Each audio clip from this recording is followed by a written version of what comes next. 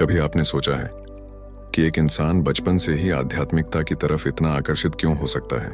क्या ईश्वर और आध्यात्मिकता को सिर्फ किताबों से समझा जा सकता है, या फिर क्या इन्हें वास्तव में अनुभव भी किया जा सकता है? आज हम बात करेंगे परमहंस योगानंदा की प्रसिद्ध किताब ऑटोबायोग्राफी ऑफ अ योगी के पहले अध्याय की।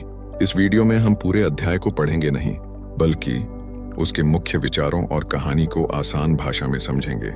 योगानंदा की कहानी की शुरुआत उनके बचपन से होती है।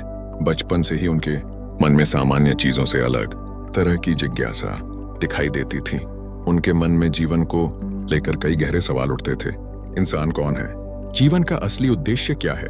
और क्या ईश्वर को वास्तव में जाना या अनुभव किया जा सकता है? इन सवालों ने धीरे धीरे उनके जीवन की दिशा बदलनी शुरू कर दी। बचपन में परिवार का वातावरण भी उनके व्यक्तित्व पर गहरा प्रभाव डालता है। विशेष रूप से उनकी माँ का उनके जीवन में महत्वपूर्ण स्थान था।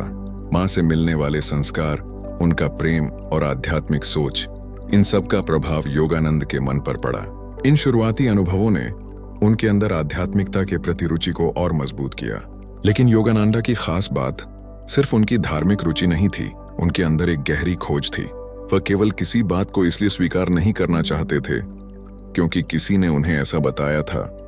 वह खुद समझना चाहते थे, खुद अनुभव करना चाहते थे, और इसी खोज ने उनके जीवन को एक अलग रास्ते पर पहुंचाया। कल्पना कीजिए, एक बच्चा जो छोटी उम्र से ही जीवन के सबसे बड़े सवालों के बारे में सोचने लगे। उसके लिए दुनिया सिर्फ वही नहीं है जो आंखों से दिखाई देती है। उसके मन में इससे आगे कुछ जानने की इच्छा है। यही जिज्ञासा आगे चलकर उसके जीवन की सबसे बड़ी यात्रा बन जाती है। इस अध्याय से हमें एक महत्वपूर्ण बात समझ आती है। हमारे मन में आने वाले सवालों को हमेशा नजरअंदाज नहीं करना चाहिए। कभी कभी एक छोटा सा सवाल पूरी जिंदगी की खोज बन सकता है। योगानंदा के जीवन में भी कुछ ऐसा ही दिखाई देता है। उनकी आध्यात्मिक यात्रा अचानक शुरू नहीं हुई। उसकी नींव बचपन के अनुभवों, परिवार के संस्कारों और उनके अंदर मौजूद जिज्ञासा से धीरे धीरे बनी।